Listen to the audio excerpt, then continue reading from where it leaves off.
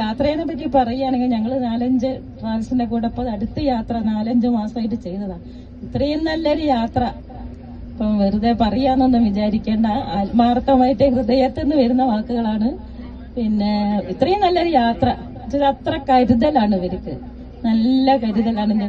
പഴനിയിലൊക്കെ കയറുമ്പോ മക്കളെ ഞങ്ങൾ കണ്ടിട്ടേ ഇല്ല. ആദർശം കൊണ്ട് നടന്നതാ മക്കളെ, ഞങ്ങൾക്ക് പേടിയായിരുന്നു. പക്ഷെ അതൊക്കെ നല്ലൊരു യാത്രയായിരുന്നു. ഇനി എനിക്ക് ഇവരെ കൂടെ യാത്ര ചെയ്യാൻ വളരെ ഇഷ്ടമുണ്ട്. പിന്നെ ഡ്രൈവർ, ഞങ്ങൾ കാറ് പോകാന്നാ ഞങ്ങൾ വിചാരിച്ചത്. അത്ര ബ്രേക്ക് എന്ന് പറഞ്ഞതില്ല. പക്ഷെ ഞങ്ങളെ മോശയിലെ കൂടെ പോയിട്ടുണ്ട് കേട്ടോ, അവിടെ തഞ്ചാവൂരൊക്കെ ഇതേ ബസ്. പക്ഷെ ഇടയ്ക്കിടയ്ക്ക് ഒരു ബ്രേക്ക് ഇടല. ഇതൊരു ബ്രേക്കിന് കാറ് പോകുന്നതിനെക്കാട്ട് സുഖം. നല്ല ഞാനിപ്പോ 2ാമത്തെ പ്രാവശ്യമാണ് ജിത്തൂസിന്റെ കൂടെ യാത്ര ചെയ്യുന്നത്.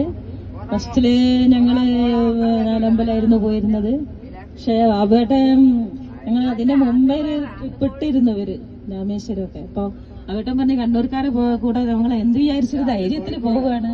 കോഴിക്കോട്ടൊന്നും ആരും ഇല്ല. ഞങ്ങൾ എത്രയോ ആളോട് ചോദിച്ചു. അപ്പൊ ഞാനിതിങ്ങനെ ഫേസ്ബുക്കിൽ കണ്ടിട്ടാണ് കേട്ടോ ജിത്തൂസിനെ പരിചയപ്പെടുന്നത്. അങ്ങനെയാണ് ഞങ്ങൾ ആ പരിപാടി ക്യാൻസലാക്കി. ഞങ്ങൾ 2 പേരും മാത്രം പോകാൻ ധൈര്യം ഇല്ല ചോദിച്ചു. പിന്നെ ഞങ്ങൾ നാലമ്പലം പോയപ്പോഴാണ് മനസ്സിലായത് ഇവരുടെ കരുതല്.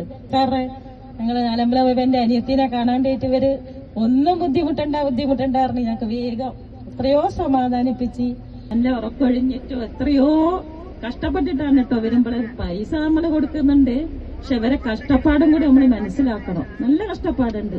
ഇങ്ങനെ ഇത്രയും നമ്മളിങ്ങനെ നിയന്ത്രിച്ച് പിന്നെ ബാക്കിലാള്, പിന്നെ അടുക്കാള്, ഇങ്ങനെയൊന്നും ഒരു ട്രാവൽസ് വരില്ല കേട്ടോ നമ്മളെ കൂടെ. പോയിക്കോളി, തൊഴുതോളി, വന്നോളി, അങ്ങനെ പറയുള്ളൂ. പക്ഷെ ഇവർക്ക് അത്ര കരുതലാണ് കേട്ടോ. ഇനിയും ഇവരെ കൂടെ യാത്ര ചെയ്യാൻ ഞങ്ങൾക്കും കഴിയട്ടെ.